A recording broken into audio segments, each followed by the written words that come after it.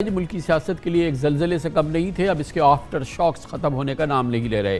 पहले ही सियासी जमातें इंतखाबात में धांधली के इल्ज़ाम लगा रही थी। अब 2 रोज़ कबल कमिश्नर रावलपिंडी डिवीज़न लियाकत अली चट्टा ने ऐसी प्रेस कॉन्फ्रेंस की कि पूरा मुल्क दहल गया। लियाकत अली चट्टा ने इंतखाबात के हवाले से एक बड़ा अजीब सा एतराफ़ किया कि उन्होंने पिंडी डिवीज़न में कौमी असम्बली की 13 नशिस्तों पर धांधली कराई और हारे हुए उम्मीदवारों को जितवा दिया। कमिश्नर रावलपिंडी डिवीज़न का कहना था कि उन्होंने DROs के ज़रिए धांधली करवाई और कमिश्नर साहब के मुताबिक उनके लोग अभी तक ठप्पे लगा रहे हैं। कमिश्नर रावलपिंडी लियाकत अली चट्टा ने धांधली की जिम्मेदारी कबूल करते हुए न सिर्फ अपने ओहदे से इस्तीफ़ा दिया बल्कि अपने लिए फांसी की सज़ा भी तजवीज़ की। वो इल्ज़ामात में इतने आगे निकल गए कि चीफ इलेक्शन कमिश्नर के साथ न जाने किस मंतक के तहत चीफ जस्टिस ऑफ पाकिस्तान को भी धांधली का जिम्मेदार करार दे दिया। अलबत्ता उन्होंने फ़ौज के किरदार को सराहते हुए कहा कि फ़ौज ने इंतखाबात बिल्कुल ठीक कराए हैं। दिलचस्प बात यह है कि साबिक कमिश्नर पिंडी डिवीज़न ने अपनी प्रेस कॉन्फ्रेंस में PSL के मामले पर उन्होंने ये प्रेस कॉन्फ्रेंस की कॉल की थी, मगर अचानक उन्होंने इसके आगाज़ में ही सहाफ़ियों को अहम बातें बताने का कहा और इंकशाफात और इल्ज़ामात का पिटारा खोल के रख दिया। गैर मामूली तौर पर चीफ जस्टिस ऑफ पाकिस्तान जनाब जस्टिस काजी फ़ाइज़ ईसा ने इस हवाले से सहाफ़ियों के सवाल पर अपने रद्दअमल का इजहार भी किया और इल्ज़ामात की तरदीद की है और इसके साथ ही सबूत की अहमियत पर भी जोर दिया। दूसरी जानिब सुप्रीम कोर्ट ने इस मामले पर सुओ मोटो न लेने का भी फैसला किया है।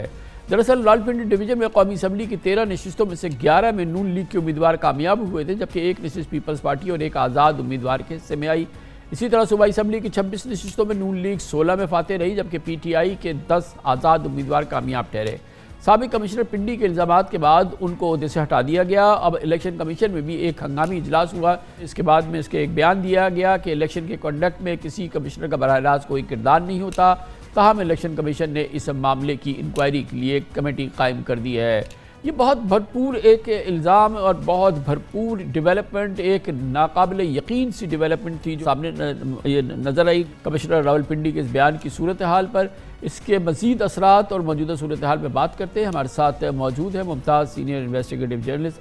बहुत बहुत शुक्रिया आज़ाद से। ये सब बताइएगा कि एक अजब सा मामला है, न समझने का है न समझाने का है, और कमिश्नर लेवल का आदमी और इस तरीके से उनके ये इल्ज़ामात और ये सारी चीज़ें जो हैं, आपको क्या लग रहा है कि क्या हुआ है? जी कामरान साहब, बहुत शुक्रिया। कामरान साहब, ये मामला तो अभी एक ओपन सीक्रेट है। बहुत सारे इस बात के फुटप्रिंट्स नजर आते हैं कि इलेक्शन की रात को कुछ ना कुछ हुआ है। उसमें मुलव्वस कौन है, ज़ाहिर है उसकी तहकीकात होगी तो वो फिर पता चलेगा, और कहां कहां पर ये वाकयात हुए हैं ज़ाहिर है ये भी तहकीकात के मुतकाजी है। लेकिन इस सारे मंजरनामे में साबिक कमिश्नर रावलपिंडी आते हैं और वो आके एक तहलका मचाते हैं। लेकिन उनके बयान के 3 हिस्से हैं। एक हिस्से में तो वो इतराफ कर रहे हैं कि जी मैंने ये काम किया, मैंने रिगिंग की, ROs को मैंने हिदायत दी। ये तो उनका अपना इतराफ हो गया, इसके लिए तो किसी एविडेंस की जरूरत नहीं क्योंकि वो खुद इतराफ कर रहे हैं। दूसरे बयान में वो चीफ जस्टिस को और चीफ इलेक्शन कमिश्नर को मुलव्वस करते हैं, जिसका कोई बराह रास्त उनके साथ ताल्लुक समझ में नहीं आता। अगर फर्ज कर ले उनका बयान दुरुस्त है तो चीफ जस्टिस ने बराह रास्त इन्हें क्यों ऑर्डर देना था, या चीफ इलेक्शन कमिश्नर ने बराह रास्त इन्हें क्यों ऑर्डर देना था, ये बात समझ से बालातर है। अगर उनके पास कोई सबूत है तो वो उन्होंने पेश नहीं किया। शायद अगर कोई तहकीकात हो, अगर उनके पास सबूत हुआ तो तब हम देख सकेंगे कि उनके पास कोई सबूत है या नहीं है, और अगर है तो उसमें कितना वजन है। जो तीसरा पहलू है इस सारे मामले का, वो बड़ा अहम है। वो तीसरे पहलू में इस्टेब्लिशमेंट को कहते हैं, और उनसे जब सवाल किया गया कि इसमें फौज का या इस्टेब्लिशमेंट का क्या किरदार था, तो उन्होंने फौज की बड़ी तारीफ, इस्टेब्लिशमेंट की तारीफ की और कहा कि जी उन्होंने बड़ा अच्छा काम किया है। तो ये वो मामला है कामरान साहब जो पता है एक ओपन सीक्रेट। लेकिन इसके लिए तो बुनियादी बात ये है ना कि अब तक तो इसके लिए एक थोरो प्रोब ऑर्डर हो जाए, कोई गवर्नमेंट कोई कमीशन बना दे, कोई या चीफ जस्टिस साहब इसका सो मोटो नोटिस लेते, कोई थोरो इन्वेस्टिगेशन, इंडिपेंडेंट इन्वेस्टिगेशन, कोई थोरो प्रोब, वो तो मस्ट है इस किस्म की गुफ्तगू के बाद, मगर उसका हमें कहीं से कोई। कामरान साहब, बात यह है कि थोरो इन्वेस्टिगेशन ये आज नहीं तो कल तो होगी, और अगर ये थॉरो इन्वेस्टिगेशन ना हुई तो ये क्वेश्चन मार्क रहेगा। अगर हम 2018 के इलेक्शन को एक मॉडल के तौर पर देख लें तो आपको याद है कि उस वक्त थारो इन्वेस्टिगेशन की बात हुई थी और पार्लियामेंट की एक कमेटी बनी थी परवेज खटक साहब की सरबराही में, लेकिन उस वक्त उस कमेटी का सिर्फ एक ही इजलास हो सका था, बाद में उस कमेटी के इजलास मुनक्कद नहीं हो पाए थे। तो अगर तो 2018 कोई मिसाल है तो इस इन्वेस्टिगेशन को दबाने की कोशिश भी की जा सकती है। जिस तरीके से अदलिया की तरफ से कोई स्टेप नहीं लिया गया, ये हैरानकुन है। लेकिन 2018 में जो आरटीएस बैठा था, क्या उसके ऊपर सवालात खत्म हो गए? वो आज भी हैं, लेकिन 2024 के ऊपर जो सवालात उठाए जा रहे हैं वो 2018 के जो वाकयात हैं उनसे ज्यादा सख्त अंदाज में और ज्यादा मौसर अंदाज में उठाए जा रहे हैं।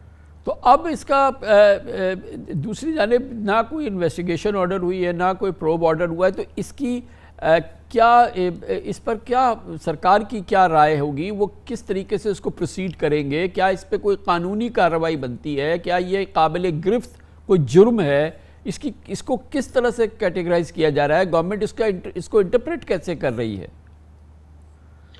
कामरान साहब, इस वक्त मरकज में एक निगरान हुकूमत है और आम इंतखाबात के बाद जो निगरान हुकूमत की हैसियत है वो मेरा नहीं ख्याल कि किसी पोस्टमैन से ज्यादा की हैसियत है। वो चीजों को देख रहे हैं और जो चीजें आती हैं मुख्तलिफ वजारतों डिवीजनों की तरफ से वो उनको अप्रूव करते हैं।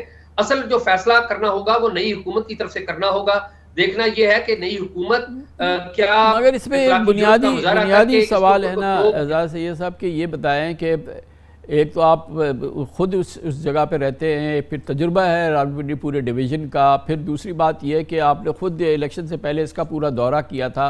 ये जो नतीजा निकला इस डिवीज़न का, जिसमें कि 11 सीटें नून लीग के पास आ गई और एक से पीटीआई को मिली, यही आपका जो दौरा था, जो आपकी मालूमात थी, जो आपका जो इस पूरे इलाके का और इस पर जो आपकी जितने बार तजुर्बा है और जो इसका आपने जायज़ा लिया था, क्या यही नताइज दिखा रहा था कि पीटीआई को शायद मुश्किल से एक नशिस्त मिल सके पूरे? कामरान साहब, ऐसा नहीं था। मेरी आपसे बात भी हुई थी उन दिनों और मैंने आपको बताया था कि जो सबसे पॉपुलर जमात है वो पीटीआई ही है और अगर हुकूमत फॉर्म करने की बात हो तो वो नून लीग शायद करेगी।